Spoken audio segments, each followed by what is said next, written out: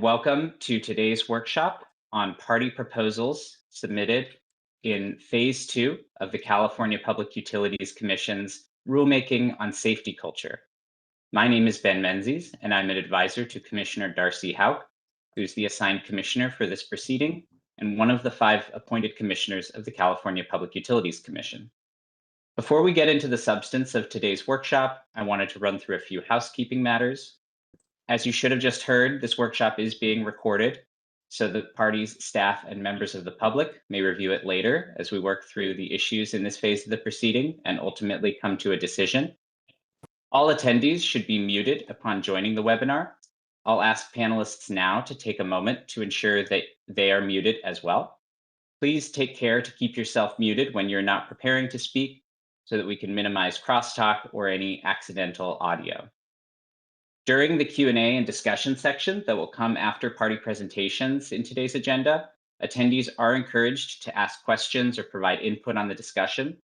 If you wish to do so, please click the raise hand button and the host will unmute you to make your comment or ask your question. Alternatively, if it's a complicated matter that requires some back and forth or clarifications, we can promote you to a panelist to have some of that back and forth conversation. If you'd rather type, you can use the chat function and make sure to send to all panelists, and we can read your Q&A question aloud and unmute attendees to answer verbally. But like I said, please make sure to mute yourself when you're done speaking. Next slide, please.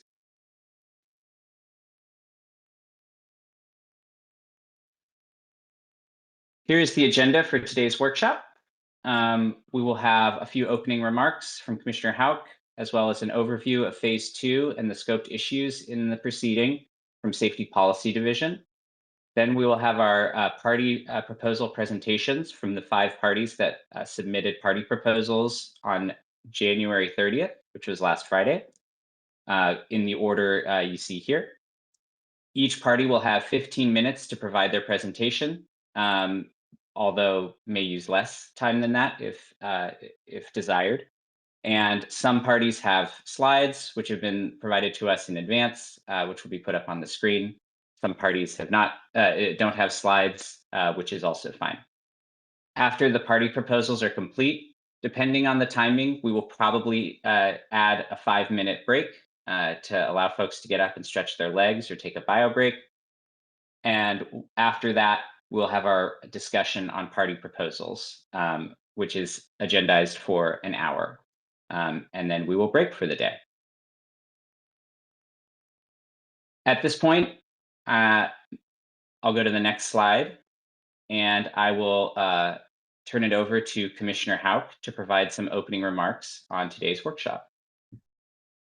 So good morning, everyone. Again, I'm Darcy Houck, the assigned commissioner for this proceeding. I want to thank all of the parties who are joining us here today. I'm looking forward to hearing from everyone on your insights and recommendations regarding conducting safety culture assessments for the small and multi-jurisdictional gas and electric utilities and the independent gas storage operators. I want to thank our PUC staff from the Safety Policy Division for all of their work in this proceeding and for hosting today's workshop.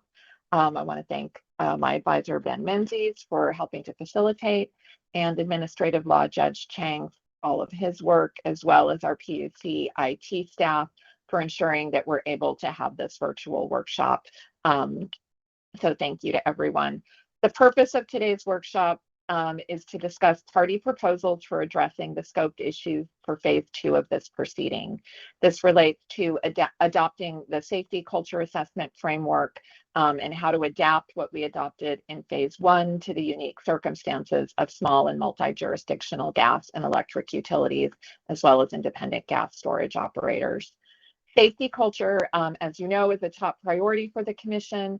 No matter the size or scope of the utility, gaps in safety culture can lead to dangerous outcomes for ratepayers and the general public and must be addressed in a thoughtful, evidence-based, and collaborative manner. However, we also recognize that there are critical differences in organizational structure and relevant safety considerations between the larger entities that we addressed in Phase 1 and the smaller jurisdictional entities and gas storage operators that we're addressing here in Phase 2. So our goal in this phase of the proceeding is to adopt mechanisms for safety culture assessments that are reasonable, feasible, and promote accountability in ensuring safety, which is a core priority for the regulated entities and the Commission. To meet that goal, we aim to conduct a process in phase 2 of this proceeding that affords all parties ample opportunity to provide their unique insights into how best to evaluate safety culture for the smaller and multi-jurisdictional utilities and independent gas storage operators, ensuring an inclusive and thoughtful process that can result in outcomes that are appropriately tailored to the unique characteristics of the entities under consideration here in phase 2. As part of that process, we invited parties to submit party proposals for addressing the issues in scope for phase 2, following our last workshop that was held on November 18th, 2025, in which these issues were discussed in detail. We also heard at that time from an independent expert on safety culture, Dr. Mark Fleming. We received the party proposals on Friday, January 30th. 5 parties submitted proposals, and the purpose of today's workshop is to hear more about those proposals. So I'm looking forward to hearing from each of the parties to understand how those proposals can help us address all of the issues in scope for this phase of the proceeding. I also hope to hear any feedback from other parties, from our PUC staff. And again, the discussion at the end will be really helpful as we talk through the proposals. So again, as was mentioned, that following today's workshop, we'll be issuing a ruling requesting comments from parties on the subjects discussed today, to continue the process of building a record for a forthcoming decision in this phase of the proceeding that reflects a thoughtful, inclusive, and collaborative approach. So I'm looking forward to the discussion today, hearing the presentations. I'm here to listen and learn more about what's being proposed, and want to again thank everyone for your participation in today's workshop. And with that, I will hand it back over to Ben. Great. Thank you, Commissioner Houck. And I will turn it over to Safety Policy Division to provide an overview of the issues in phase 2. Good morning, everyone. My name is Oge Nyua. I'm a senior utilities engineer with the Safety Policy Division, and I'm just going to give us a brief background and overview that has brought us to this event. The purpose of this workshop is to provide a forum for parties to present and discuss their proposals for assessing safety culture of small and multi-jurisdictional utilities and independent gas storage operators.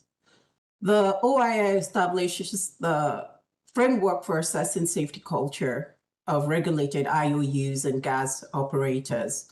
It outlines a content and review process for safety assessment and provides a foundation for ongoing review and refinement of the safety culture framework in future years. So this rulemaking has had 2 phases. The first phase is focused mainly on the large IOUs, and that resulted in decision 2501031, which came out in January of last year. We're now in the middle of phase 2, which is primarily focused on the SMJUs and the gas storage operators. In phase 1, it was concluded that phase 2 would focus on SMJUs and gas storage operators, and it was also noted that the issues around them in regards to assessments remain unresolved. The objective of phase 2 is to evaluate whether the assessment framework established in phase 1 is suitable for SMJUs, and to determine what modifications, changes, or exceptions may be necessary to account for their unique organizational and operational characteristics. To address this, a ruling was issued on April 23, which directed SMJUs to submit information on their safety culture practices. This was to get us, the Commission, to get an insight into what might work and what the issues might be. Responses were received to this ruling on the 5th of May, 2025, and subsequently on August 26, the scoping memo was issued, which identified 15 key issues based on the responses we received from the utilities. On November 24th, 2025, the ALJ issued a ruling establishing a schedule for party proposals in public workshops. The proposals were submitted on January 30th of 2026, which prompted this workshop we're having today.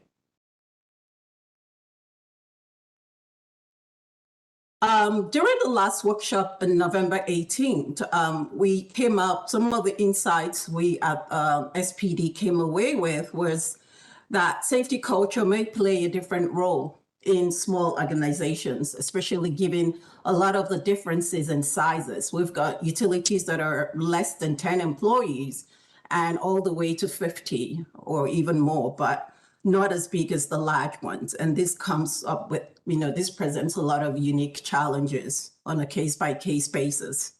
We also noticed that there's a wide variability exists across small utilities in terms of size, context, and experience with safety culture. We also noticed resource limitations play a key role, and capacity constraints are significant considerations. And then that assessing safety culture of small IOUs may require different tools and data collection methodologies. This is just a few of the key insights we got amongst many. What's next? Well, currently, just as Commissioner Hawk had mentioned in her opening remarks, we will be requesting comments. We will request comments from parties on the topics we discussed today. And the hope is to have a staff proposal, which will address all of this. We will be drafting a framework based on the comments we received from the workshop, the proposal, and all of the record we've had in this proceeding. The hope is to have this available late first quarter, early second quarter of the year.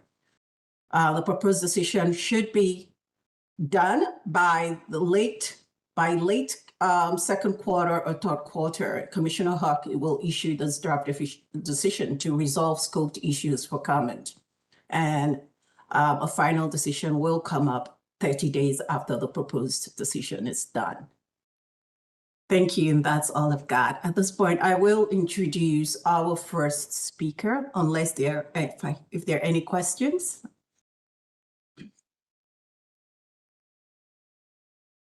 If there are no questions, then I'll introduce our first presenter from the Central Valley Gas Storage, Jennifer Gallup.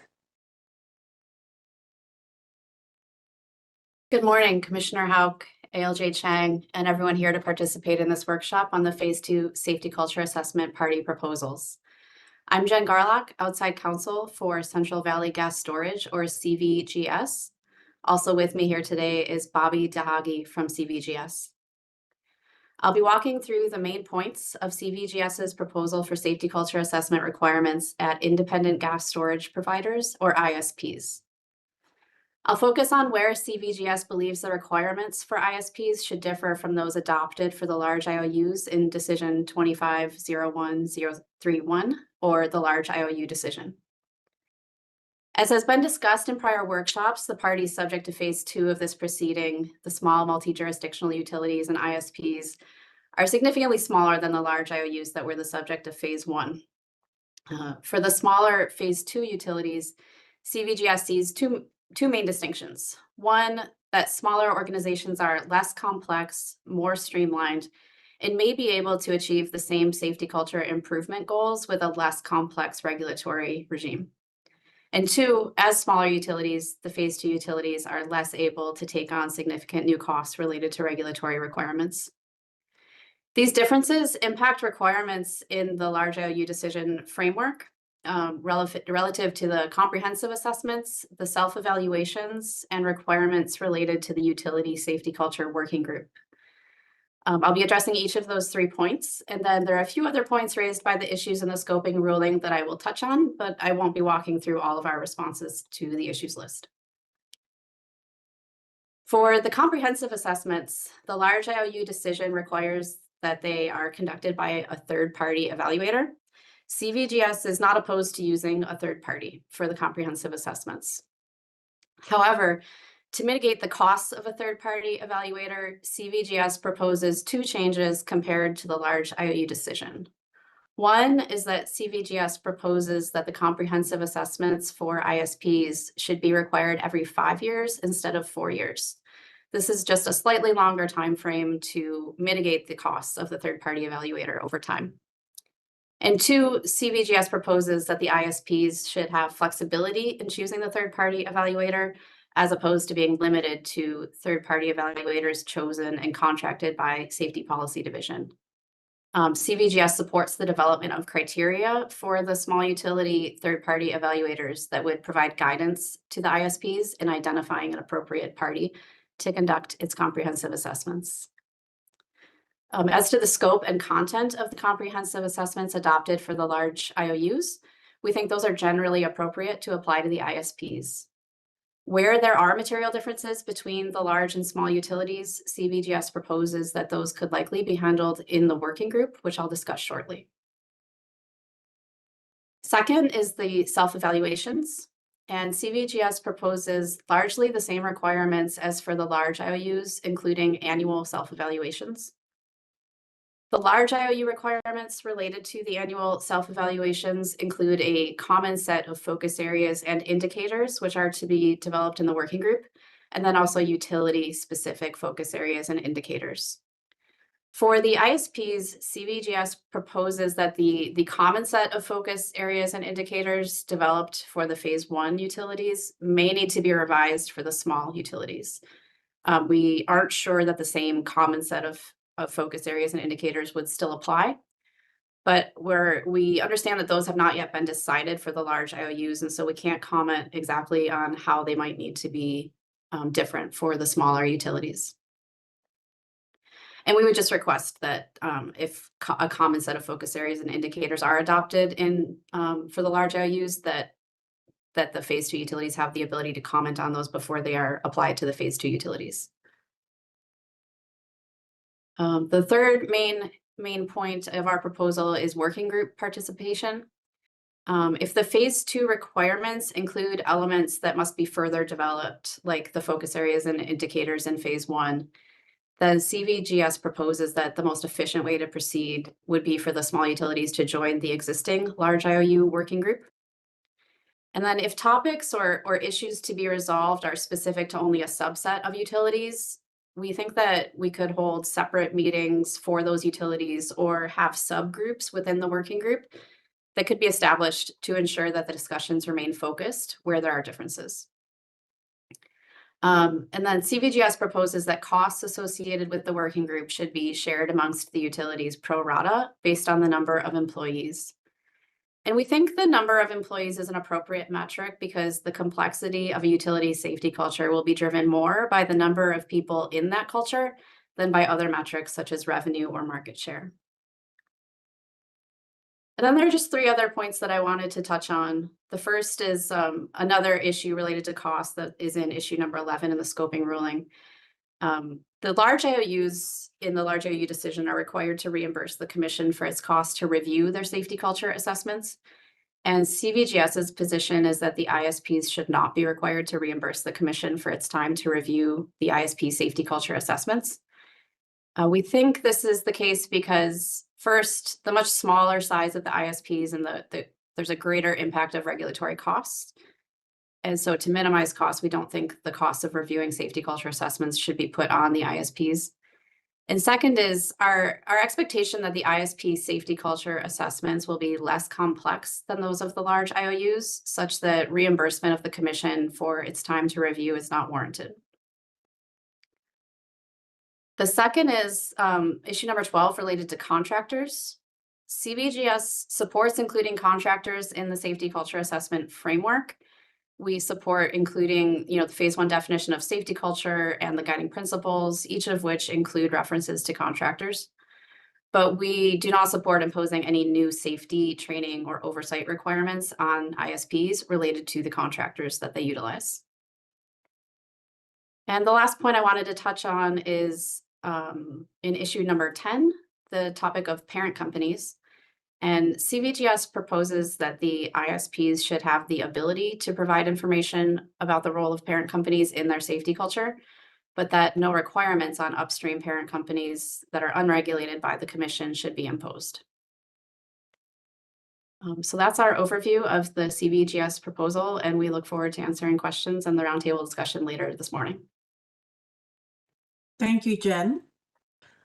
I will now move on to the next presenters. I believe we have Megan Smuggy for Wild Goose Storage and Lodi Gas Storage. Thank you. Good morning, all. We're very glad to be here and have this opportunity to provide an overview of Wild Goose and Lodi's safety culture assessment proposal. I'm Megan Samaji. I am outside regulatory counsel for Wild Goose and Lodi.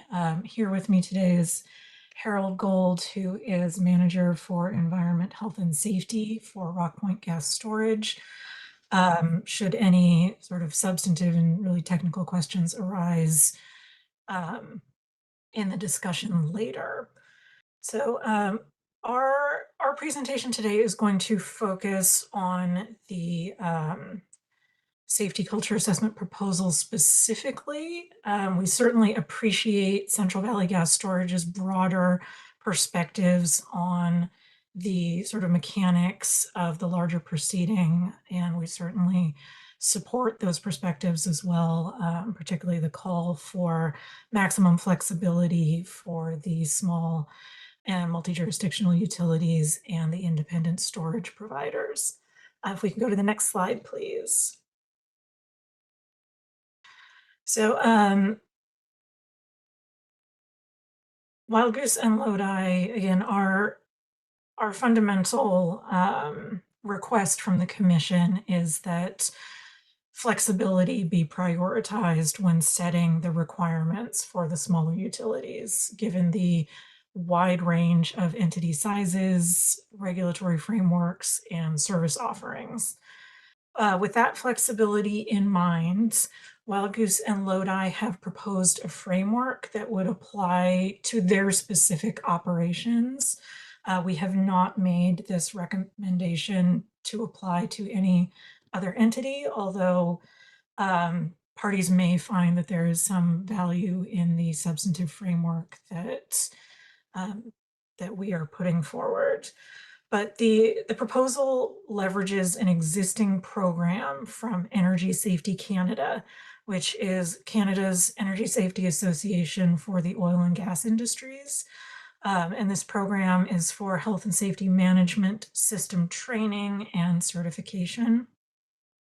We would propose to incorporate the definitions, the normative traits, and the other elements of the safety culture assessment framework that are developed in this proceeding into the existing Energy Safety Canada framework for what we believe would be a robust and holistic process to assess Wild Goose and Lodi's safety culture.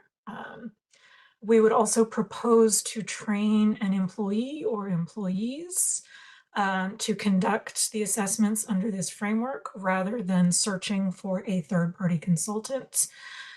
We believe that this would be an efficient option and should also provide benefits stemming from the employee's knowledge of company operations and safety practices.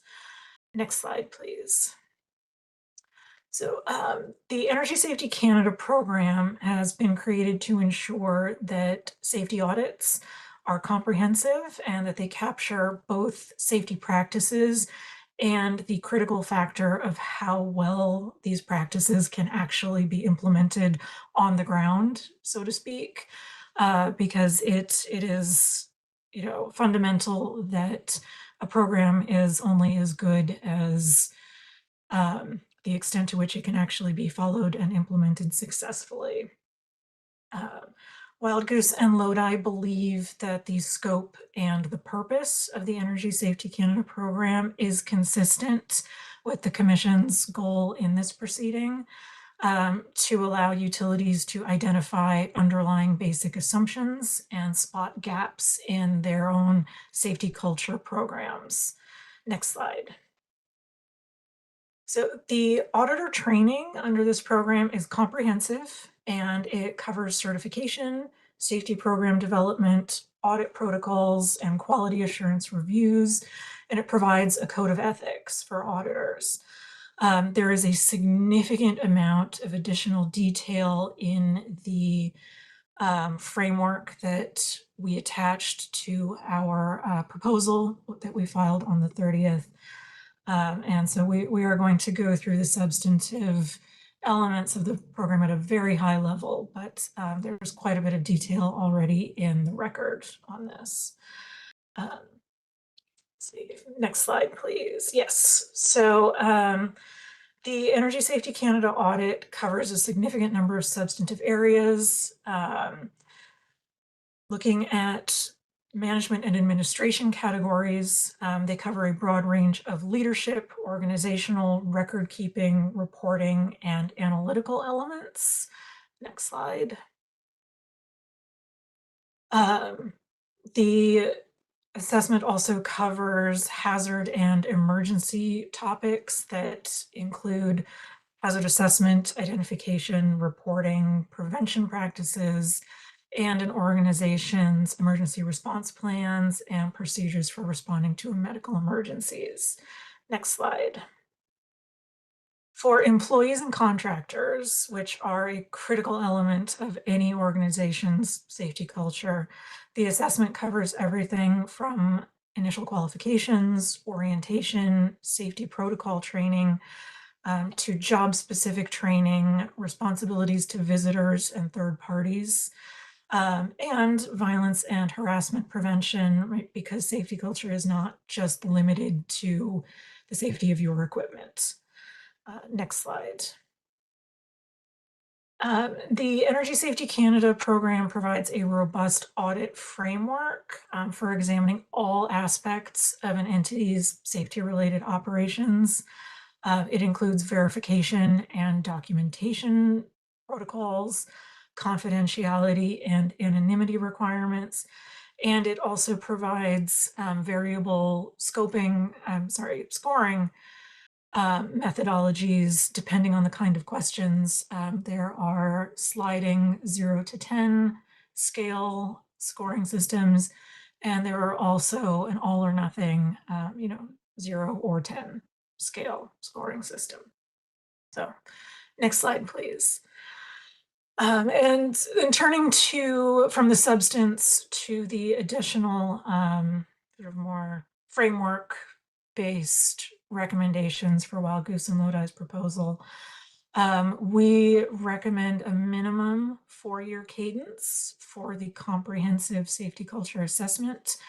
We would certainly support a longer cadence for any entity where that makes sense for their own operations and safety culture assessment program.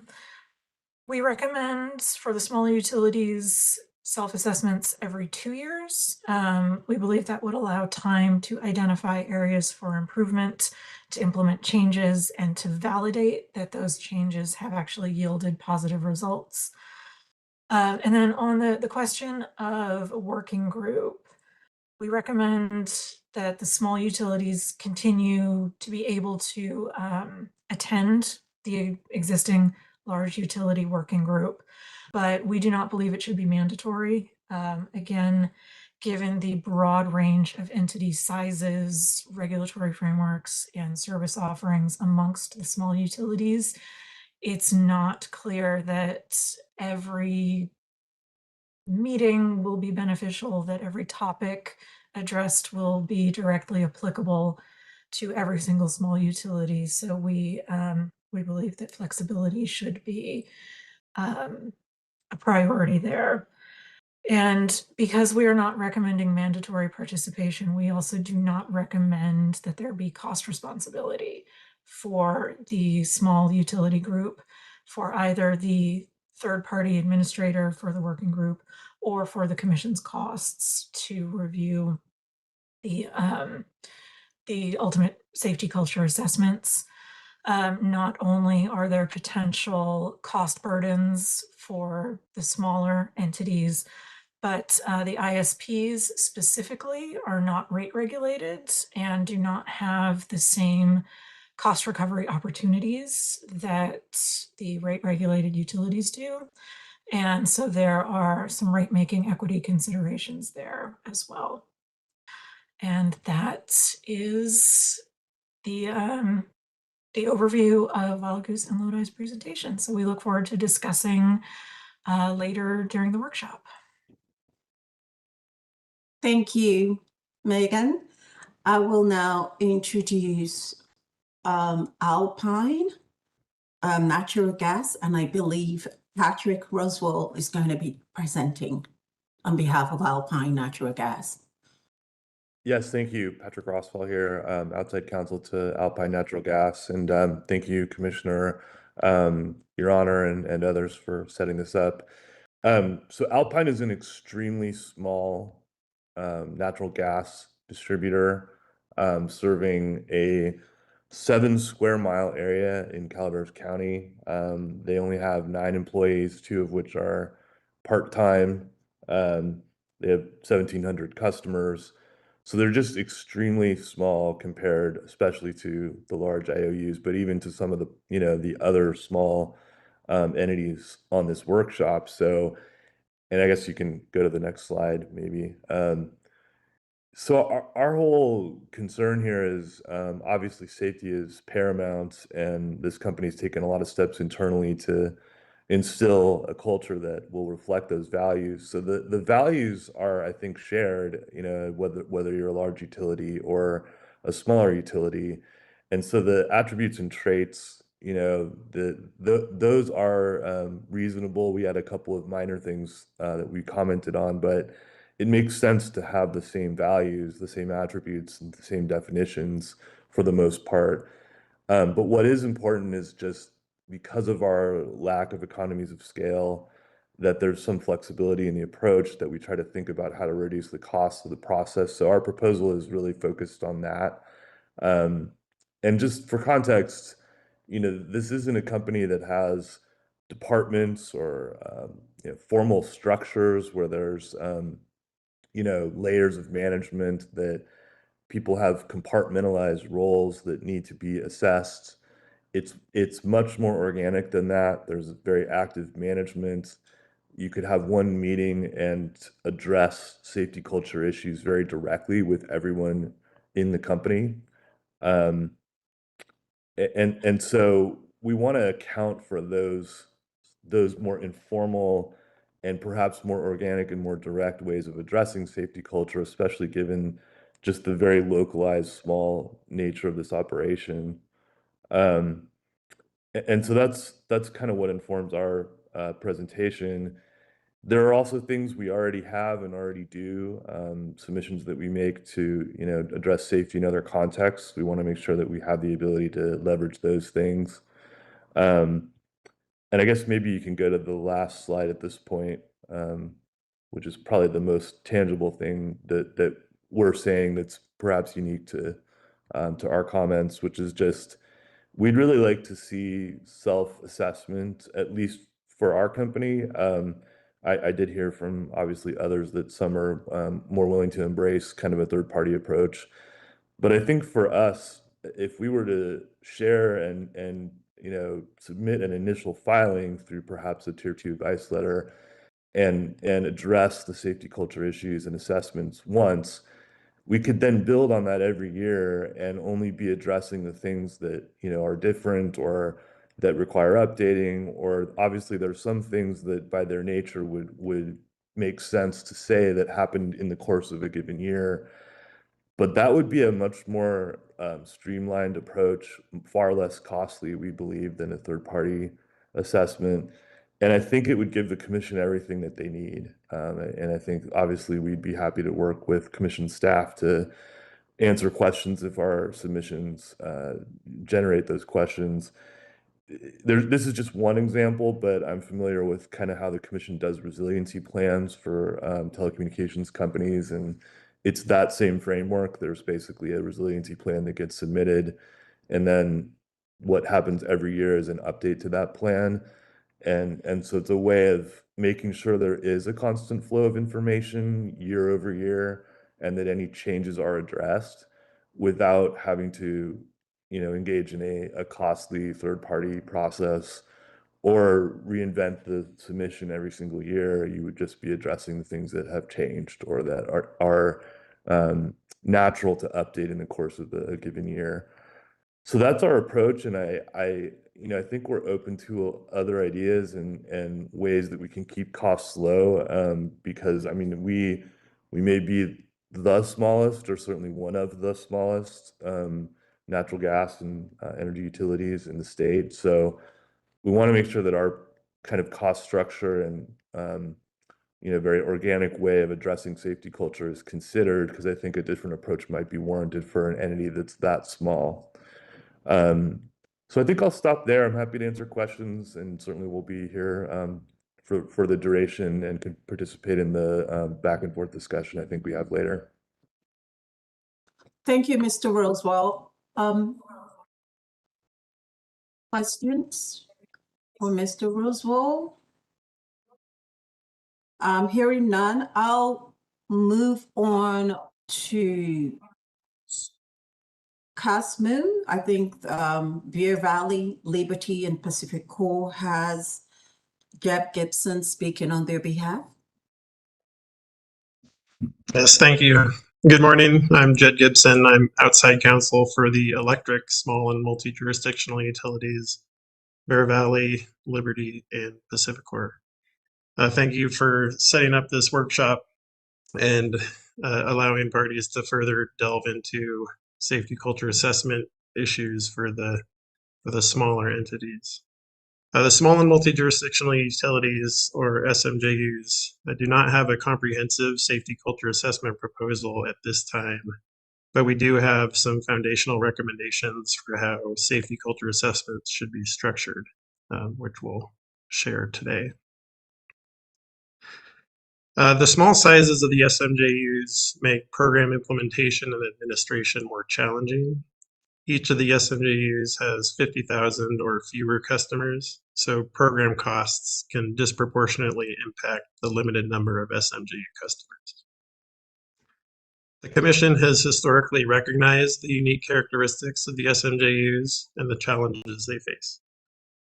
We appreciate efforts thus far to account for the differences between the SMJUs and the large IOUs, and would urge the Commission to continue doing so when implementing new safety culture assessment requirements.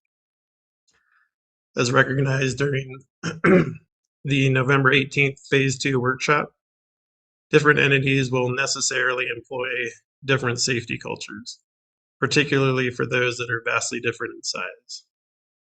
This necessitates that a one-size-fits-all approach should be avoided, as distinctions between the SMJUs and other entities warrant different and unique treatment.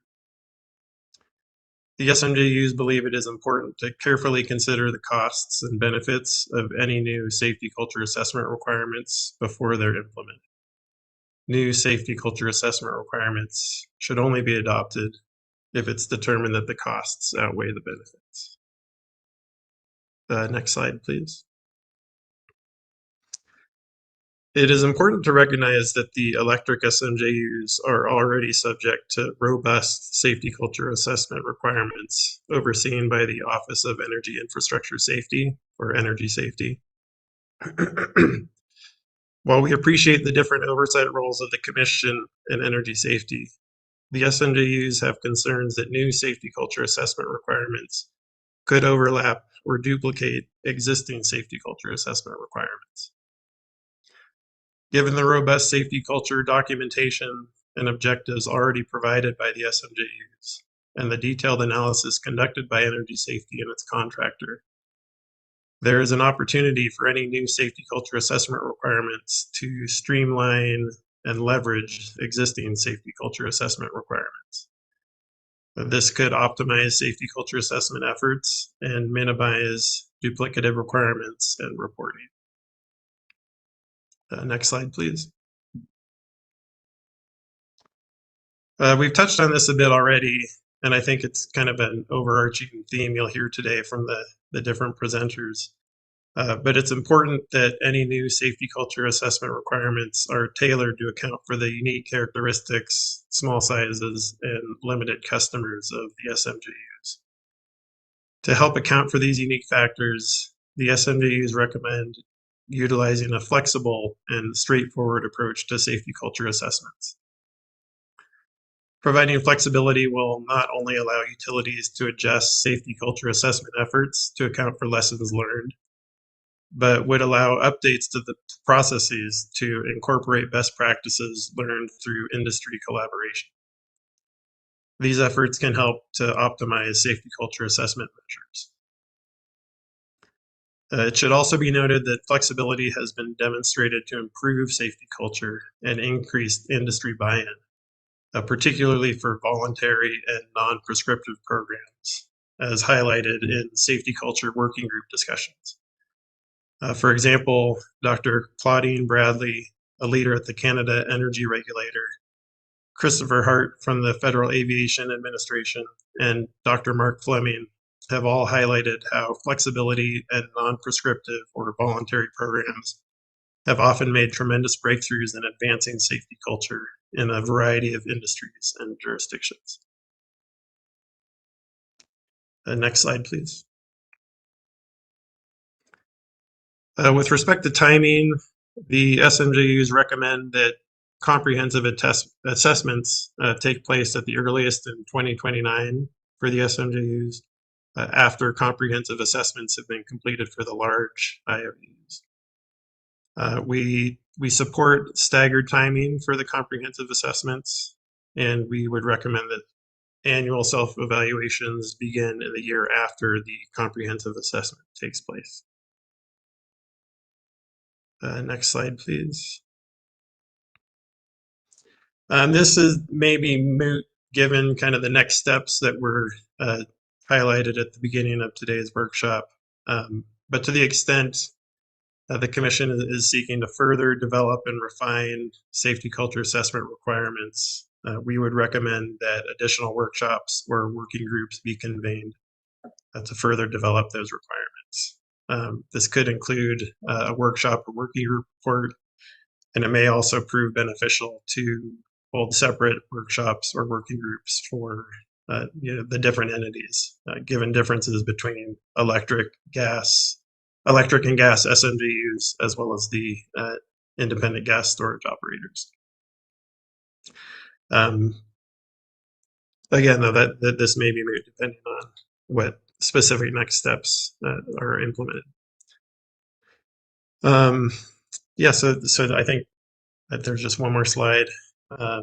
In closing, we believe that incorporating these foundational recommendations into new safety culture assessment requirements will help to optimize and advance safety culture efforts for the SMGUs.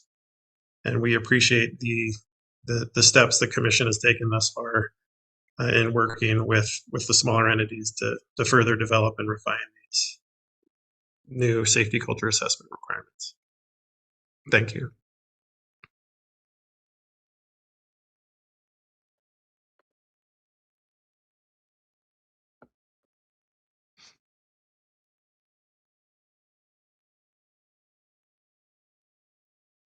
Oh, okay, you're muted.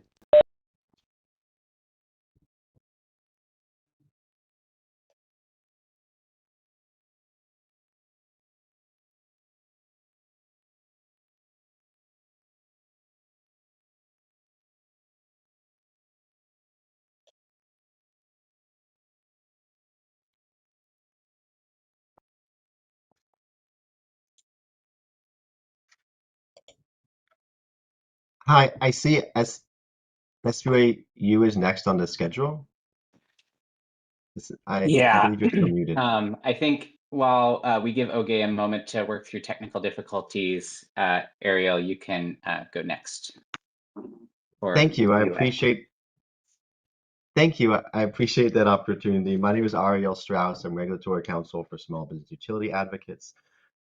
We represent the interests of small business customers throughout throughout the state and are not a regulated entity here, but very much appreciate the opportunity to provide some input. We did not present a comprehensive proposal, and we believe that that is best coming from the entities themselves, but we did provide some comments based partly on our experience from phase one and our expert Ted Howard's participation in the workshops. SBA believes it is essential that there be a formal process for improving and evaluating the safety culture of the SMJUs in particular, and that is more our focus in the ISPs in our comments. There are over 120,000 customers, electric customers of the primary SMJUs, and this customer set as well needs to be protected from the risks that can occur when a safety culture is not robust and developed. We agree that the SMJUs face very serious cost constraints in participating in this process, but also that they do face some of the most serious safety challenges given their remote locations, the difficult climate, the wildfire risks, and other problems they face. And so we strongly encourage the Commission to establish a formal process to enhance the safety culture. We do believe that there should be a different process, perhaps for the smallest SMJUs and ISPs, such as Alpine, and recommend that there be a single outside facilitator to help develop the process across the SMJUs. We also think it critical that contractors be included in the safety culture development process, given the very high reliance on contractors and the likelihood of increased reliance going forward. We do recognize that AB 1054 does establish a requirement and a process for safety culture development for the electrical utilities, which is submitted to the Office of Energy Infrastructure Safety. And we do believe that additional consideration development around that process is the best approach, and seeing how that process, the experience that exists with that process, can be leveraged to expand beyond wildfire safety, because the only safety issues are not in the wildfire domain. But given that that already exists and being utilized, we think that additional discussion around that would be the most productive approach. We also detailed the value of a voluntary disclosure process, that such as what exists for the FAAA and also with the Department of Labor. We understand that other processes exist, for instance, in Canada as well. But particularly, we think that a process that allows utilities, all utilities, not just the small utilities, but in this context, it's SMJUs and ISPs, to voluntarily report safety failings of certain types and identify correction plans and other approaches that have been made that demonstrate that they have understood the causes and dynamics related to those problems and are addressing them. That will allow for a confirmation of no action letter from the Commission for violations within the scope of the Commission review. We believe that process is helpful and important for increasing transparency and opportunities for learning. Those are the high points from our comments previously, and we very much appreciate participating in this process and the presentations and proposals that are presented by the SMJUs at ISPs. Thank you. Thank you for that, Ariel. Sorry, everyone, my computer froze and I couldn't unmute myself. I will now hand it over to Ben to lead the question and answer and discussion session of this workshop. Thank you, everyone. Okay, thanks, Oge. And since we moved through the party presentations relatively quickly, I think I'm going to skip the break that I had mentioned earlier, but please, of course, feel free to get up and take a break if you need it. Just please make sure to mute yourself if you are a panelist. So next, we'll move into our Q&A and discussion period. And at this time, I'd like to invite any of the attendees in the chat or panelists to raise your hand or provide feedback on the proposals that have been discussed so far. And I'll also take a moment to first see if Judge Chang or Commissioner Hauk have any initial questions or thoughts that they'd like to share on the proposals.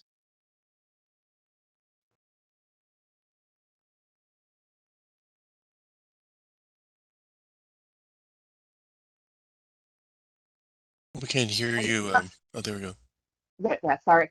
Some of the presenters talked about the safety culture assessments with OEIS, and so I didn't know if they wanted to offer any additional feedback or comments about how we can best coordinate, or just making sure that we're meeting our requirements to ensure, safety. If there's any other information they wanted to provide on how the two agencies can work together, and how the working group that was created in the first phase of the proceeding can help facilitate any of that coordination. And I'll just highlight before folks respond to that we do have a couple of folks from energy safety in the attendees, it looks like. So if they have any input as well, certainly welcome that. Panelists, any responses? Yeah, I can jump in briefly. Again, this is Jed Gibson for the CASMU group. I think one of our main recommendations is, while we understand that the energy safety, a lot of the focus is on wildfire mitigation. Safety, some of the safety culture efforts are much broader than that.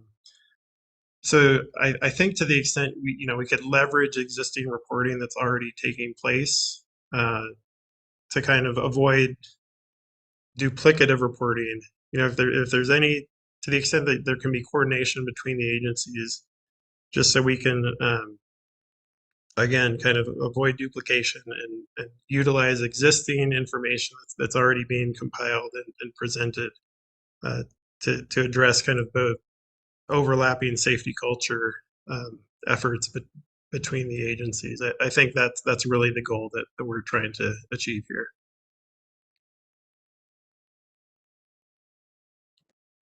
I appreciate that, and I think we're looking to schedule a workshop with the larger utilities later this spring to talk about some of those issues there. So I think some of the issues you're raising could be relevant to that discussion as well. I have a question on I know Wild Goose, I think it was, that brought up this idea of self-assessments, basically in-house assessments, as rather than having a third party doing that. Can you expand a little bit more about how you could ensure sort of an objective assessing of self-assessments? Certainly, Your Honor. So the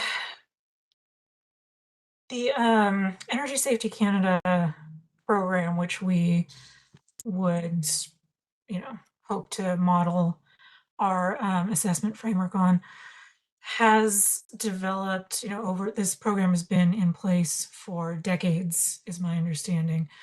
And so has a well-established framework for training both in-house employees to do this kind of work, and they also certify individuals to sort of be third-party evaluators.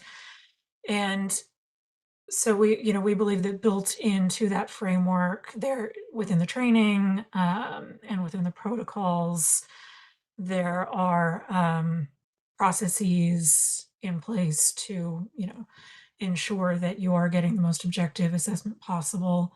I believe that one principle to help ensure that objectivity is that the individual who is doing the assessment is not going to be involved in the actual designing of the safety culture program, so that you do have that separation, right? They will not have been in the meetings. They will not be putting together those materials for the organization's day-to-day safety culture practices and frameworks. They will be, assessing those practices and processes from outside the process. But I don't. Harold, do you have anything additional to add? Since I think you're closer to this than I am.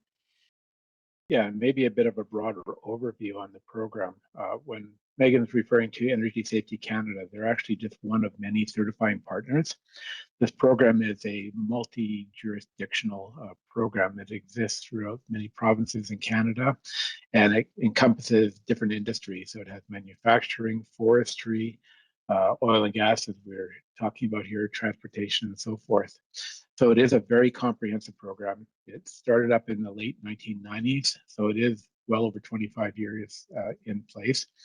It is an equivalency model to ISO 45001, which is something I also like to see presented, is that we have some level of equivalency or a standardization, because safety is not unique to California or to utilities in California. It is a broad topic that is embraced, throughout the world, and to have some kind of equivalency or standardization would be quite beneficial to us. And like as Megan said, having the certification of either an internal or a third-party auditor is a very rigorous process here in Alberta, and they have to go through extensive training. You have the ethics sign off as well on that, and having self-assessment is kind of in line with the existing BIMS CPUC type of audits that we currently undergo already. So it's kind of in line with the existing programs that we're already adhering to. So that's all I had at that.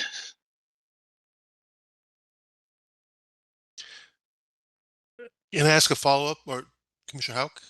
Are you No follow up. okay? Just yeah, Megan, you had mentioned one of the ideas is that the person doing the assessment would not be in charge of designing the safety culture program, but they'd still be within the same company. Um, I guess they would just report. There'd be different reporting structures, or there's somehow, you know, there. It's a way to not create a conflict, or to have some sort of uh, where you're evaluating your boss, basically. Um, Certainly, Your Honor, I take your point. I think the actual details of what that structure would look like would need to be determined, after assuming the commission approves Wild Goose and Lodi's proposal to create this type of framework. But decisions would have to be made about the sort of level at which this employee is, within the organization, and how those structures would work. But I believe that Wild Goose and Lodi's commitment going into this process, if we were authorized to implement this framework, is that Wild Goose and Lodi's management, everything from the very top of the org chart all the way down, would be committed to adhering to this framework, and the entities within the Rockpoint gas storage family, we are already very familiar with annual safety culture review and assessment processes. We've had those programs in place for a long time. And so while the details still would have to be firmed up, I think we are not anticipating that there would be, any serious challenges internally to implementing this. Everybody would be on board and committed to making it work. Okay, thank you. And just if I could just ask one more question here. Of Casmu, you had mentioned having separate working groups for the large and small entities, based on sort of issues, or where which issues might be more appropriate for a small utility working group. Give an example of what would be a working group that you feel like would be appropriate for just a smaller, subset of these entities compared to the larger working group. Yeah, thank you, Your Honor. I think our focus in our working group recommendation was more on the actual development of any safety culture assessment requirements for the SMJUs, as opposed to kind of the ongoing working groups that are already taking place. I think we might. I haven't conferred on this specific issue with my clients, but I think we may be supportive of some of the other party recommendations today of leveraging the existing large utility working groups that are open to everybody and having that continue going forward, as opposed to setting up new working groups to continue kind of discussing safety culture issues. If that, I don't know if I explained that clearly, but So you're saying that, so you're kind of, I guess, putting on hold or tabling this idea of having a smaller, a working group for the subset of smaller utilities? yeah, I think that recommendation was more more. It was suggested to kind of move the ball forward in terms of developing the safety culture assessment requirements for the smaller entities. We thought it may be beneficial to have additional workshops to kind of further vet these ideas about how specific safety culture requirements should be developed. Yeah. So pre-decision you're talking about versus Yeah. implementation. Exactly. Okay. Thank you. Yeah. So I wanted to have a follow-on question going back to the self-evaluation, and I see Ariel from SBUA has their hand up, so I want to make sure they have a chance, but I did want to follow up to ask Alpine, to ask Mr. Roswell as well as Lodi and Wild Goose, is the self-assessments that you're proposing are in line and similar, as I would think we would want to have sort of a standard process to the extent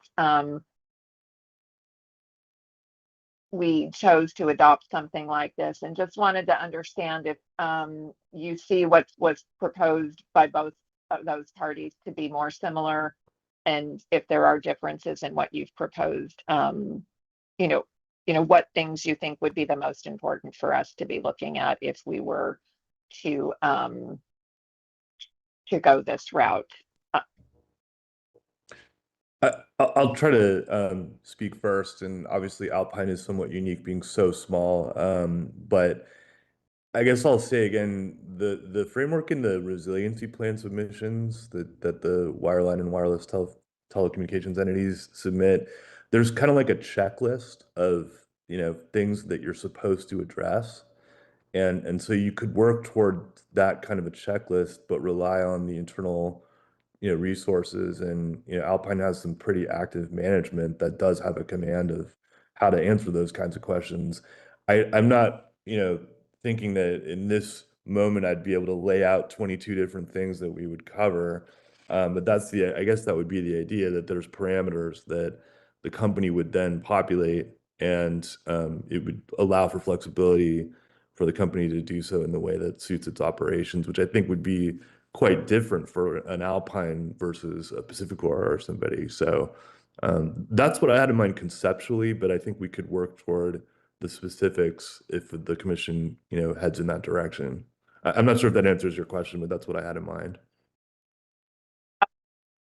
That's helpful. And all right, I'm having some difficulty seeing the different people on my camera. So the other representatives, if you're on camera, if you wanted to. Yes, thank you, Commissioner. I think for Wild Goose and Lodi, our our thinking about the self-assessment is probably a little closer to the framework that the commission has established for the large utilities. At this point, we are envisioning sort of the more comprehensive safety culture assessment. We do still propose that we have the opportunity to specifically train an employee to perform that assessment. But we were also contemplating the more frequent self-assessments, where the organization sort of takes and that would be, in our understanding, that process would involve as well the folks who are involved in, creating the safety culture framework. I think we're envisioning that it would be similar to the annual safety culture assessments that Wild Goose and Lodi already perform internally, to just keep a constant eye on their programs, the implementation, where the gaps are. And so again, it's a little hard to be as specific as, I guess we would hope we could be at this point, because we don't yet have sort of a concrete, detailed framework to work within. But we're certainly willing and able to do both the more formal comprehensive assessment and then the more frequent internal self-assessment. Okay, thank you.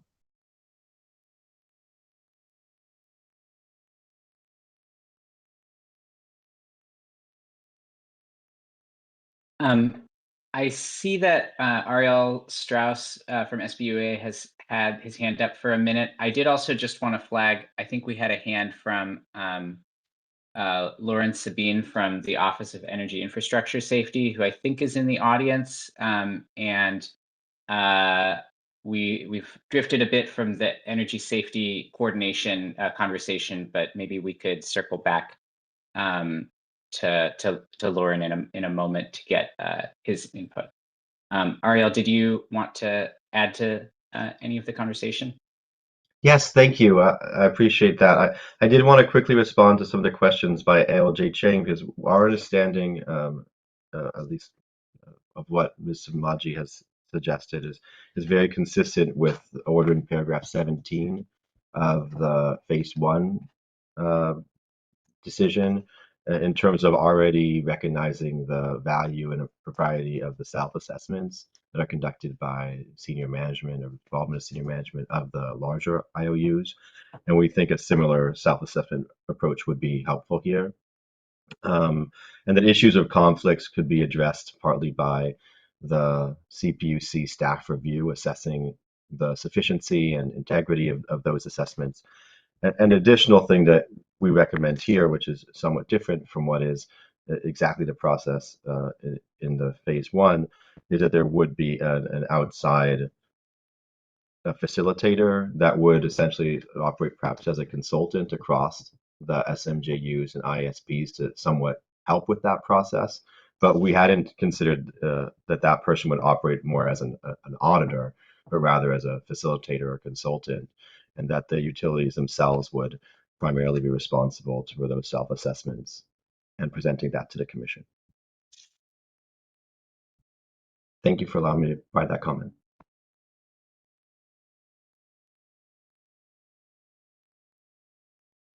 Okay, great.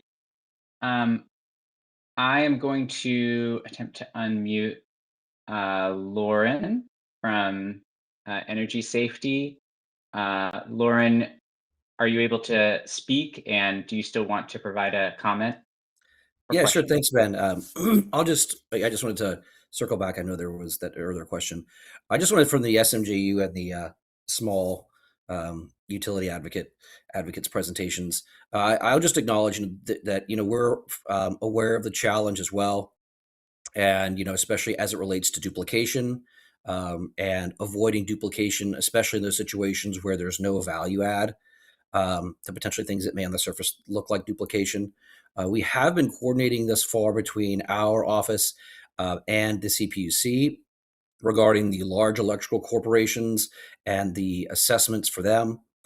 So we would hope and expect that to expand in and become inclusive of the small multi-jurisdictional utilities, understanding that they may have similar challenges that the large electrical corporations will have as well. And that, that can include, ways for us to align in the future, whether that's regarding cadence or content.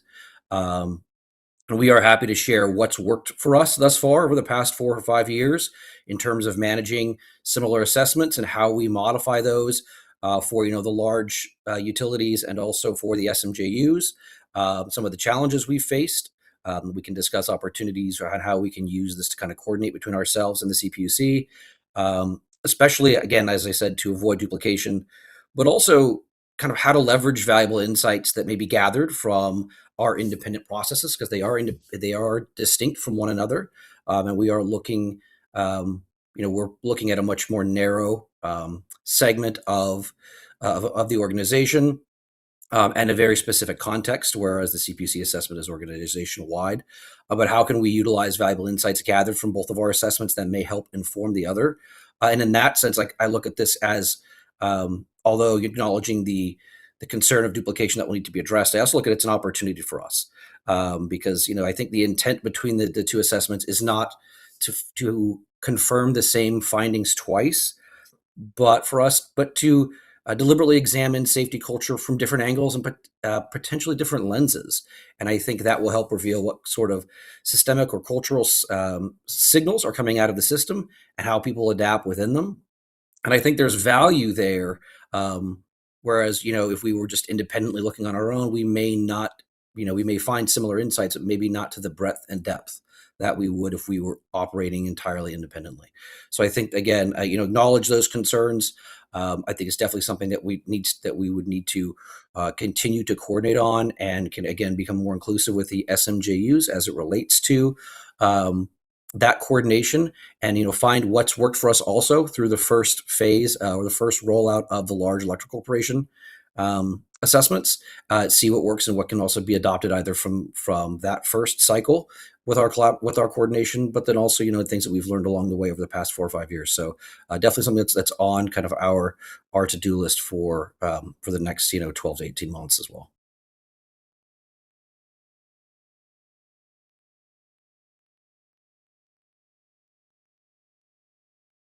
Thanks, Lauren. I see Ariel's hand is up. Ariel, do you have a response to what Energy Safety just said, or is that just from the previous comment? I apologize. Let me lower my hand here. Thank you for pointing that out. Got it. Any other comments from panelists in response? I see Jed Gibson. Yeah, thank you, Ben, and thank you, Lauren. I appreciate that comment, and we certainly appreciate efforts that Energy Safety has taken to kind of coordinate on some of these issues.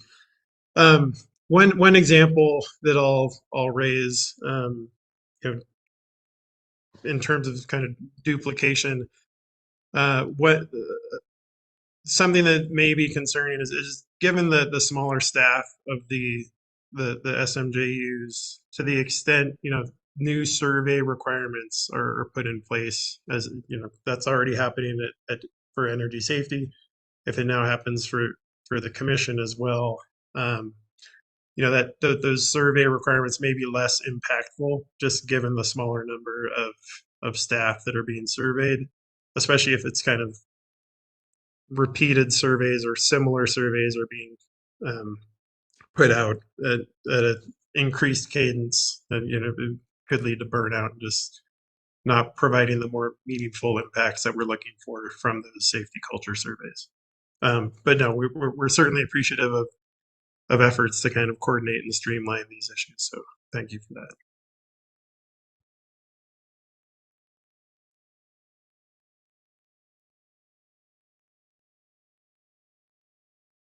Any other responses or follow-ups on that subject?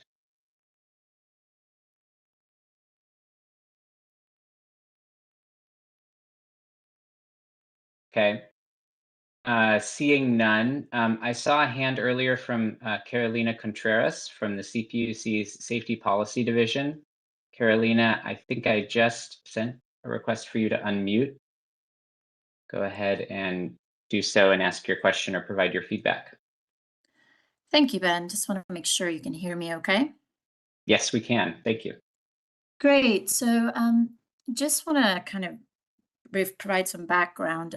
When the BP oil spill, Macondo in the Gulf of Mexico happened, we learned a lot of lessons on safety culture. And one of them was that occupational safety does not necessarily correlate with the prevention of catastrophic, low probability, high consequence events. That's kind of been one of the big lessons that a lot of the industries have been taken away since that incident. That lesson has recently been echoed by a GridWorks report for California to consider on wildfire. And it emphasizes the need to focus beyond occupational safety, and particularly when we're talking about safety culture. And I can put a link to that report for those who may not, excuse me, be familiar with it. The commission seemed to be very intentional when it developed the goals and principles for the first phase framework around this. And one of the goals that it adopted was to embed operational safety into safety culture, which clearly speaks to the GridWorks report as well, the need to expand beyond occupational safety when it talks about safety culture. It also made sure that in its definition of safety culture, it included other aspects, operational safety, process safety, and all of these other public safety with the intent to prevent public safety. Now, my question around this is for Megan. We're very familiar, we've become more familiar with the Canadian program that you have proposed. And we understand that this program is essentially typically used to help contractors pre-qualify for work with large operators.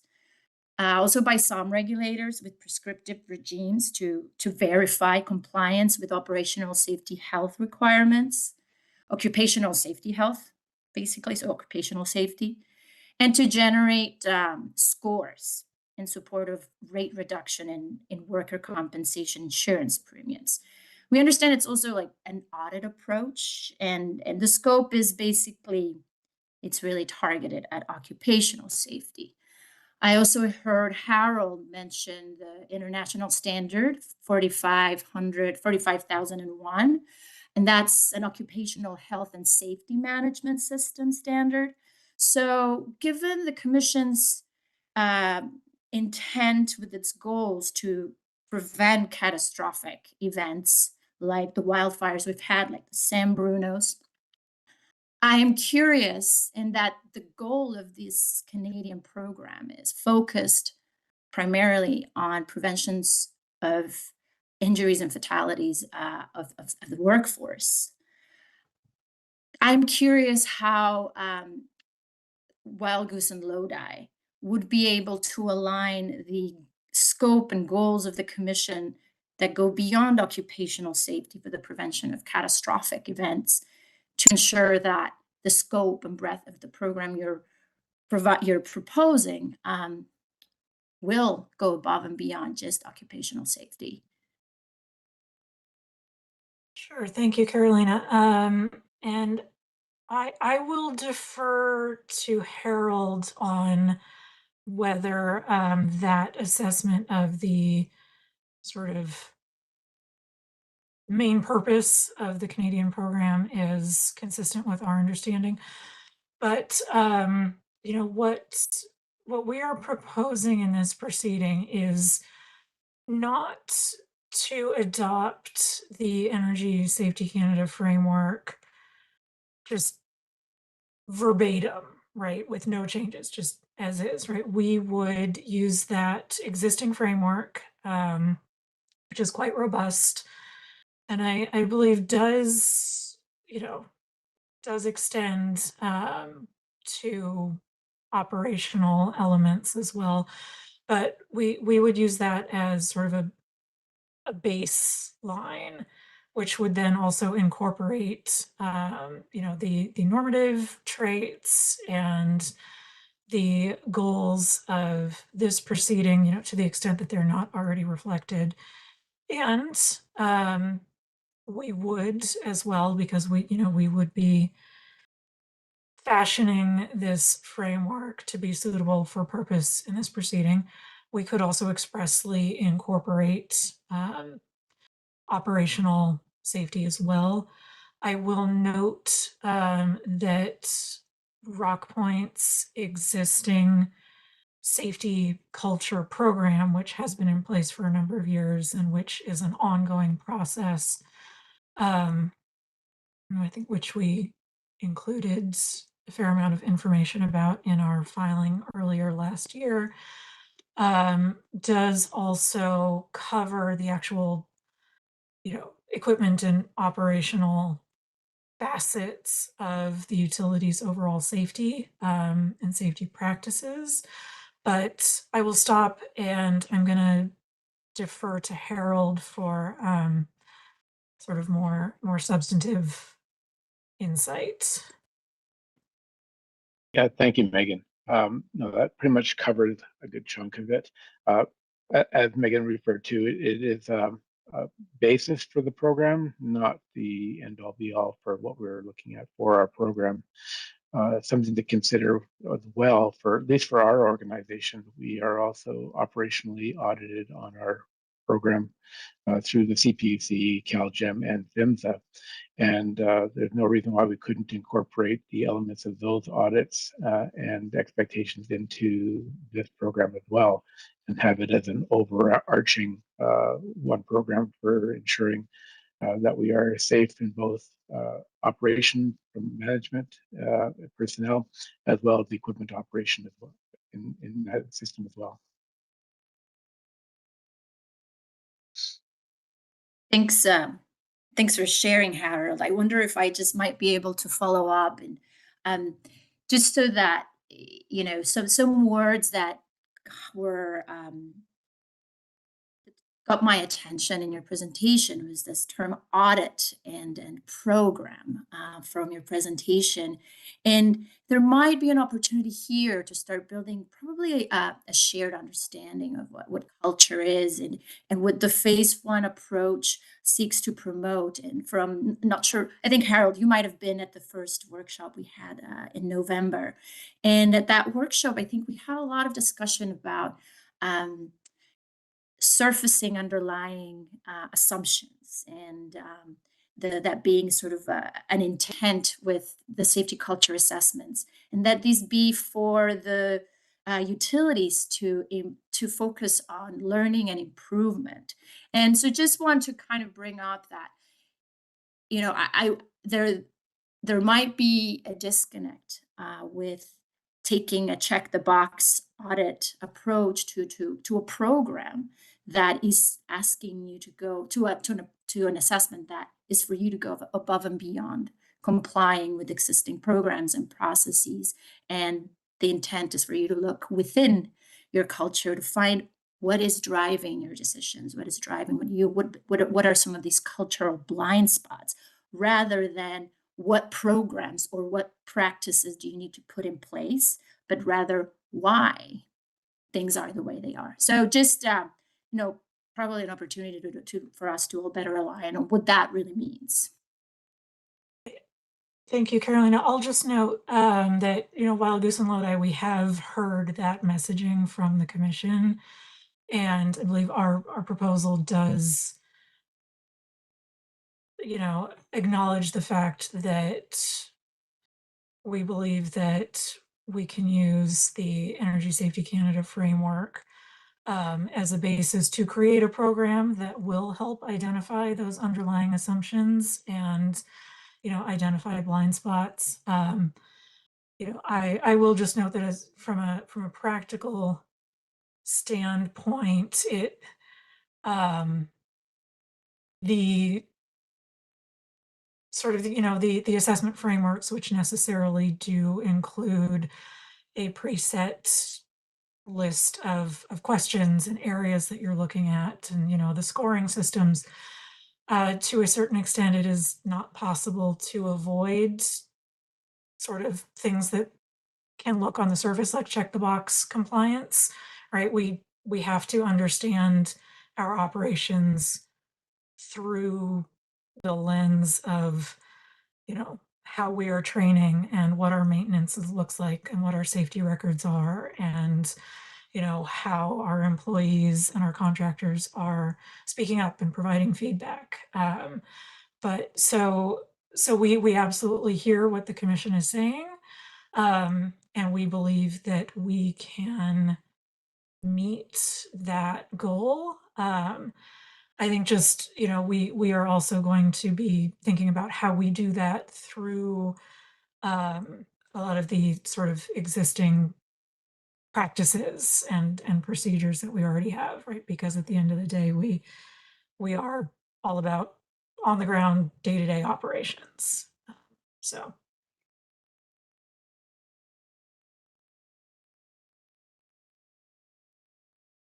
Thank you, Megan.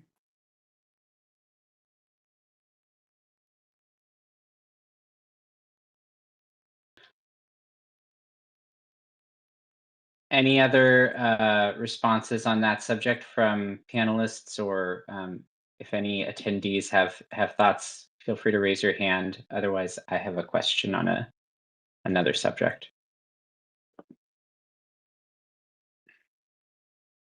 Okay, seeing none. This question is related to the proposal from Wild Goose and Lodi on the subject of costs. And I think I understand that your proposal essentially is that there should be no new costs related to a new working group, and that the independent gas storage operators should be allowed to conduct their own contracting for an independent evaluator. So there's not a need for reimbursement and cost recovery for the costs of those things, since those costs shouldn't exist.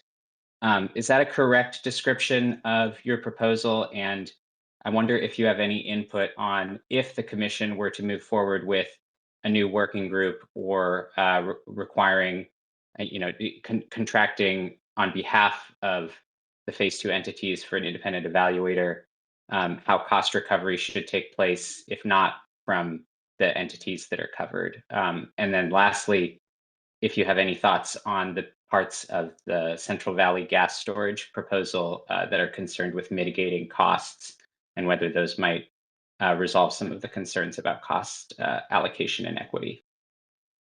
Sure. So starting with the first part of the question, I think that is generally a fair assessment of our proposal. I'll add a little nuance that, our recommendation that the ISPs in particular, but we think that this could be more broadly applicable to the small utility group, not be required to sort of shoulder the burden of, say, shared working group facilitator costs, or the commission's costs to assess the small utility safety culture assessments, is really rooted in the fact that because the small utilities are so varied in size and regulatory frameworks and sort of service offerings, and it's not clear at this point that mandatory participation in the working group would be beneficial to every single small utility. It's also not clear that a separate small utility working group would be useful, given the sort of total lack of homogeneity amongst the participants. And so at this point, we are recommending that we be allowed to join the big utilities group, but not have it be mandatory. We certainly agree with Central Valley's assessment that these small utilities safety culture review process is likely to be significantly less time consuming on commission staff than the large utilities. And so for that reason, as well as just cost equity and burden reasons, we also do not recommend that we be required to reimburse the commission for those costs. On the issue of ISP cost recovery, I believe Central Valley may have noted this in their comments. Because the ISPs, we have no captive customers. We operate in a competitive market and we are not rate regulated. We do bear the burden of all of our regulatory compliance costs. Our shareholders are 100% at risk for the entirety of our operations.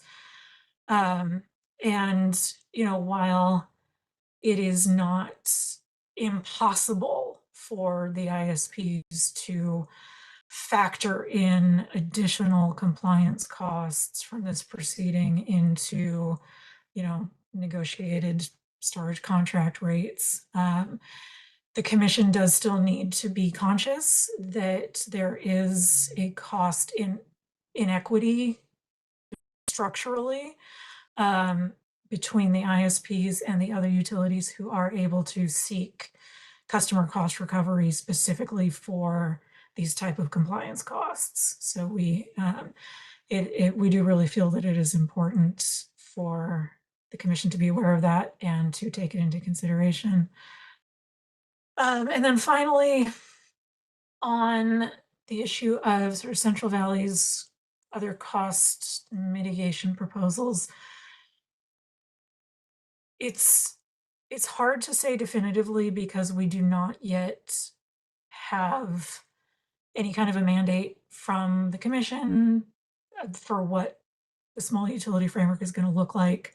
We don't know, if you are going to go out and hire a third-party evaluator for or facilitator for all of us, we don't know what those costs would look like.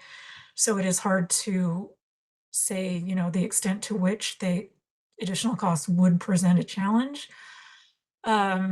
We would not be conceptually opposed to looking at allocating costs based on employee counts. That's as, I suppose, as rational a metric as any, given that we don't know what we're evaluating and have no idea what the costs would be. But I think we would ask that before the commission makes any final decisions that will impose costs on the small utilities, that the commission provide information about what the proposed plan of action is and what the estimated costs will be so that the small utilities can weigh in.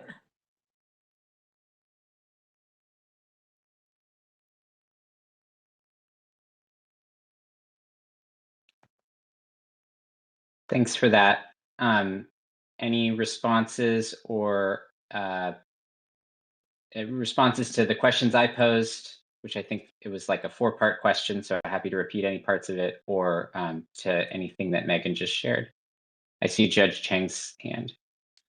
Yeah, I just want to follow up on what Megan just said. When you said offer parties a chance to comment, are you talking pre-PD, or what are you suggesting? Yes, Your Honor, I think,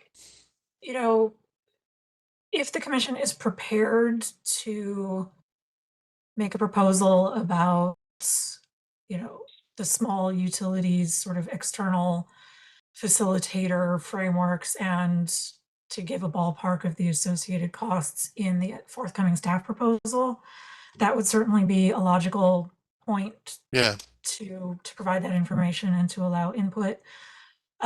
If I think we would I can only speak for Wild Goose and Lodi, but I think we would certainly want that opportunity in any procedural format that makes sense before there is a proposed decision actually adopting those processes and costs, because it is not always optimal to have to revise a proposed decision, to the extent that might be necessary if that is the first opportunity that the small utilities are getting to actually have this information.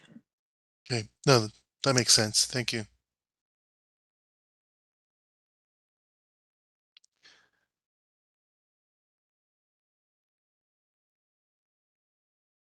I see a hand from Jen Garlick. And Judge Cheng, it seemed like you might have been about to say something. Maybe we'll go to you after Jen's response. Sounds good. Hi, Jen Garlock with CBGS. I just wanted to say we would support the idea of if the commission is aware of potential costs or a range of costs that would come with any of the associated requirements, providing those in the staff proposal. We support what Megan was just saying. That would be great. And for us to have an opportunity to comment on the staff proposal before a PD comes out, I think would be ideal.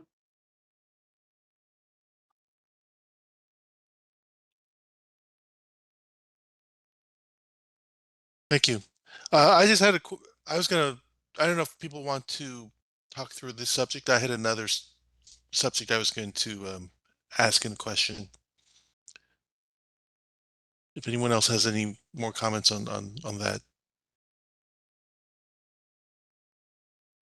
Okay, hearing none, I'll go ahead with my question then. This is for Alpine.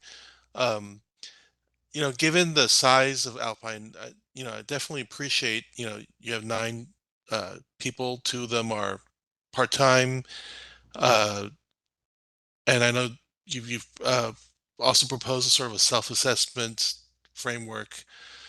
And I don't want to put you on the spot here, but let's say we uh, we do have a framework where you have an outside assessor doing the safety culture assessments. Can you foresee a way to scale that in a way that makes sense for an organization the size of Alpine? Obviously we're not going to do the same. I don't think it's not going to be the same endeavor as doing assessment of PG&E versus Alpine. But how would you? How can you propose scaling that sort of assessment for an organization like yours? Yeah, it's a good question, and not one we've vetted with the company, but and I can certainly do that. But I'll give you my thoughts. I mean, I think if you pursue a third-party assessor, you could you could enable the third-party assessor to on his or her own to apply a more flexible approach and perhaps allow the company to address the safety culture, um, I guess, traits and attributes and implementation in a more open-ended way. And you could figure out a principled way to say, below this number of customers, below this number of employees. I mean, any metric you pick, we're going to be below it. Square mileage of the system, any of it. And just allow for the assessor or direct the assessor to be more flexible in the approach. I think there'd also have to be, to the extent that these things are happening in a more coordinated way, like if it's the same assessor that's being used for others, we'd really want there to be some way of prorating our contributions to that doesn't create a huge cost burden given how small we are. So again, there's probably different ways to do that. Revenues, employees, the mileage in the system, customers, any of those metrics would mean we're way smaller than others. So those are my initial thoughts. I guess, in other words, we're envisioning that it'll be more efficient for us to do it ourselves. There's some really good management at Alpine, and they're very, focused on this kind of issue and ready to do it themselves. But I think if properly directed and directed to employ some flexibility, the third party could get you part of the way there. I think it'll ultimately be more efficient for us to do it in the way that I've described, but that would be the way I'd suggest approaching it if indeed the commission does order a third-party assessment. Thank you. And I throw this question out to everyone else, the whole issue of scaling a possible third-party assessment method for organizations different sizes. If anyone has any thoughts on how that might work, I invite you to speak up now.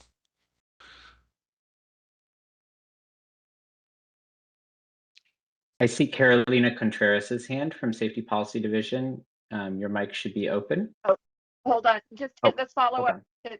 to Judge Chang's question. You know, is there also a possible way to share resources somehow if needed that could be utilized to do assessments for some of the smaller companies?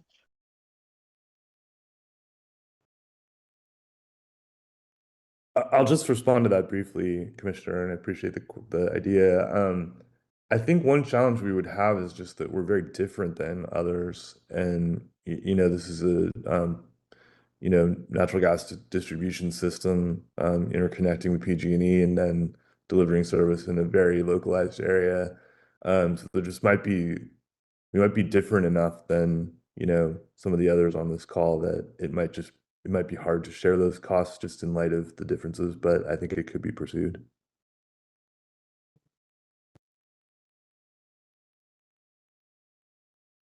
Oh, thank you.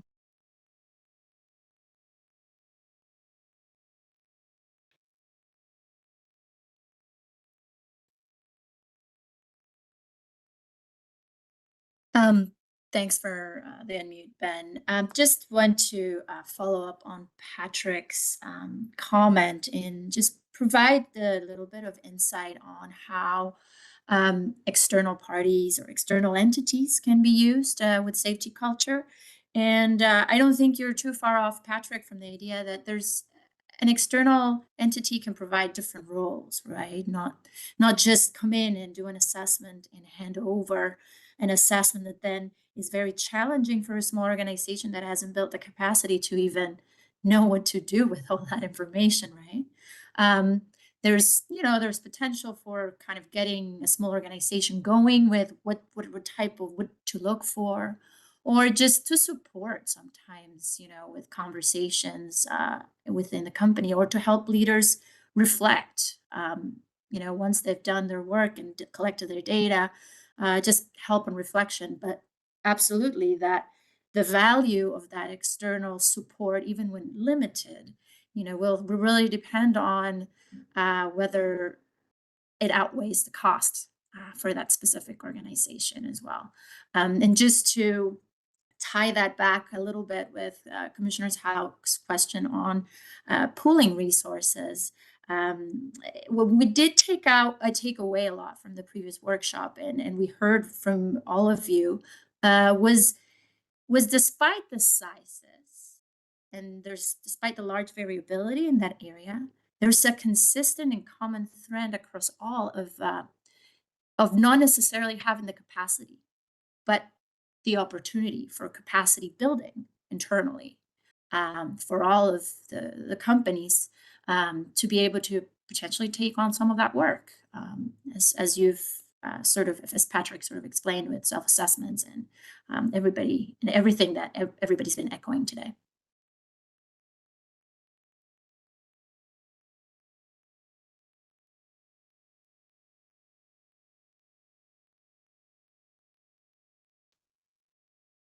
Anyone else have just one last chance anyone else want to have any thoughts on how to scale these outside assessments for different sized organizations?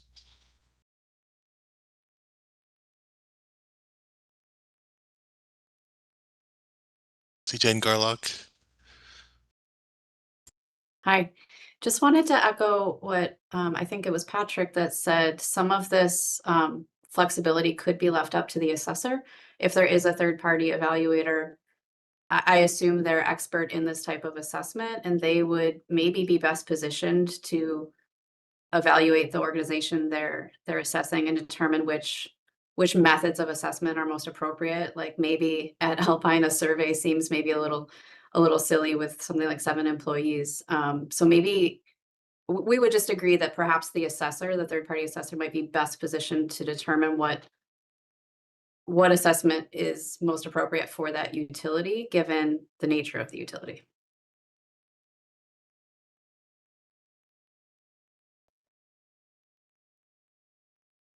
You know, I did want to add one thing, just maybe an example to build on this a little bit for Alpine. This is Patrick for Alpine. I guess, you know, we have meetings, all hands meetings with everybody in the company at which there's both a top down and bottom up approach. So, you know, the managers explain this, these are the risks we're going to look for. These are the practices we're going to implement based on the things that are of most concern to this specific area. And then there's an opportunity for every employee to contribute from the bottom up to talking about what they see, what should the protocols be. So it's actually a more efficient way just because of that than perhaps a larger organization, which needs more structure. And I guess I just want to point out, you could do something like understand what you could take minutes of those meetings. You could understand what the agenda is for those meetings. You could understand the takeaways from those meetings. Those are, that would be a more direct way of measuring the way we actually do it, as opposed to imposing some bigger thing on it. And I think that you might find that that's actually a pretty good way of doing it if you only have, 9 employees. Just an idea and being specific to what we're actually doing. I just thought it might help to say that.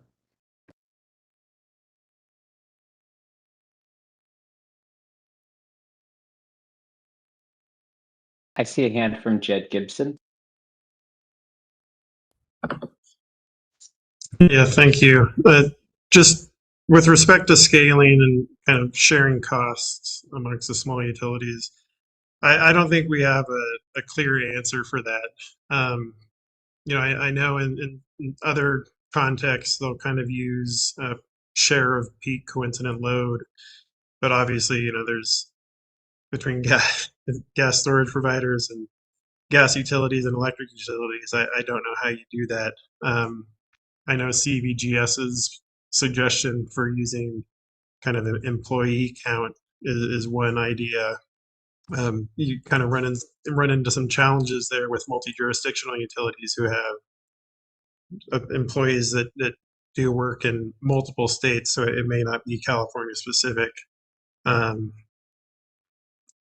I think that could be there could be a method to estimate, or allocate those employees to dedicate them towards California to help assign some of those costs. But again, yeah, no, I don't think there's a silver bullet.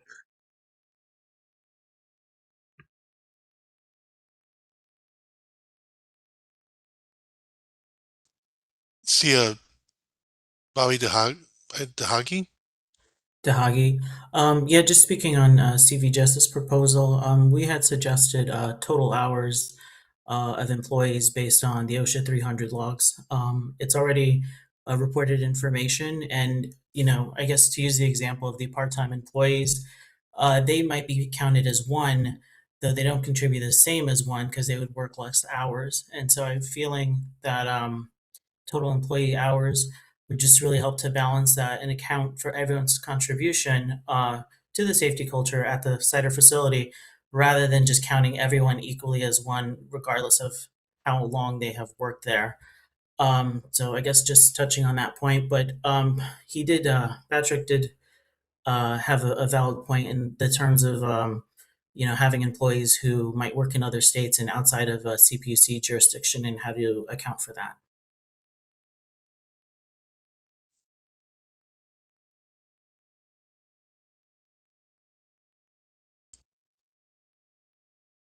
Great. Thank you, everybody, for your comments.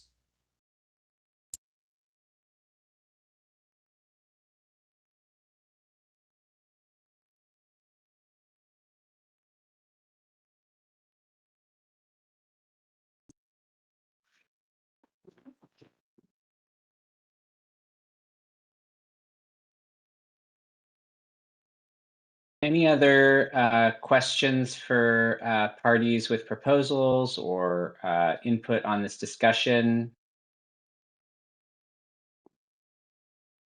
And if any attendees have anything they'd like to say or ask, again, feel free to raise your hand and I can unmute you and let you ask your question or provide your comment.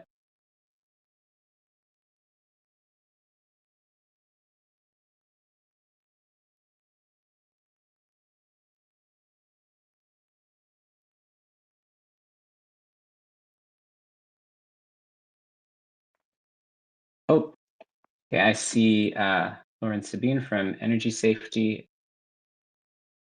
You should be unmuted. Yeah, thanks, Ben. One thing I just failed to mention during my previous comment was I just wanted to offer to the SMJUs and the small utility advocates as well. If there is, we've talked about, I mentioned before how we're coordinating within our office alongside the CPUC regarding our assessments, but we would be equally interested if there's any feedback about solutions or best practices or ideas that the SMJUs they themselves have that could help to avoid duplication. We'd be interested in hearing those as well, considering they are, the primary stakeholder.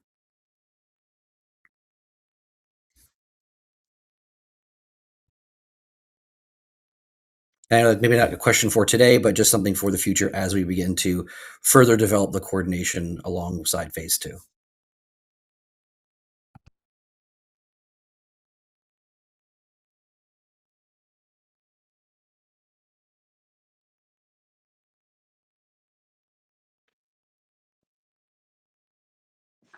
Okay. I'll pause one more time to see if there's any additional comments or questions from panelists or attendees. But otherwise, since we're coming up on 11 as well, I might close our discussion for now and encourage folks, parties that will be submitting comments in the future to make sure to touch on any topics that were discussed today that you think are especially important for the Commission to consider in our decision-making process, since that will be very important as we work towards a decision. But I'll just pause here for one more time to see if there's any questions or comments.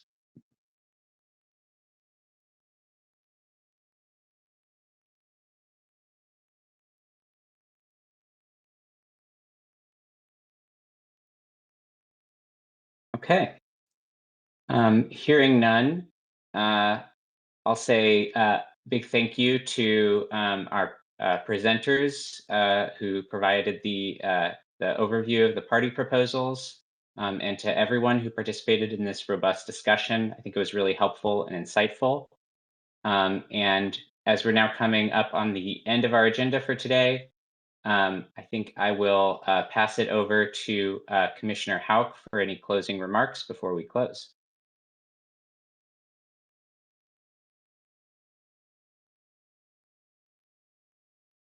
Thank you, Ben. So I just wanted to thank everyone that joined the discussion today to walk through the proposals. I know that there's a number of challenging issues. It was really good to hear from all of the parties. There's a lot to think about here. The discussion today provided a really helpful perspective. It clarified questions that we had and gave us a good platform to discuss. So we'll be going back through the written materials and working with our staff. As I mentioned at the beginning of the workshop, we anticipate issuing a ruling in the proceeding soon, requesting comments from parties on the issues discussed today regarding the proposals and scope of issues for this phase of the proceeding. I really want to encourage everyone to file comments and include any additional information that came out of the discussion today or that you think may be missing that we need to consider. The written comments are going to be critical as we determine how best to resolve the scoped issues in a reasonable way over the coming months. And I look forward to hearing additional party comments, getting more information out, and then wrapping up this phase of the proceeding. I know it was also mentioned that we are working with Energy Safety on consistency issues with the larger IOUs, and I welcome that same discussion for the participants today, where there are synergies and ways we can be both more efficient and collaborative to ensure we're not creating extra work for all of you. We would like to do that and would encourage you to participate in the workshop we're planning to have later this spring to address those issues. So again, I want to thank everyone for their participation today. I want to thank Judge Chang, our FPD staff, Ben, and our IT folks, and all of the participants. So I look forward to moving forward with the proceeding. And Ben, I'll turn it back over to you if there's any last minute comments or logistics you need to make. No, I think that is it. Thank you, Commissioner Houck, and thank you to everyone for helping to make this workshop a success today. And with that, I will adjourn us.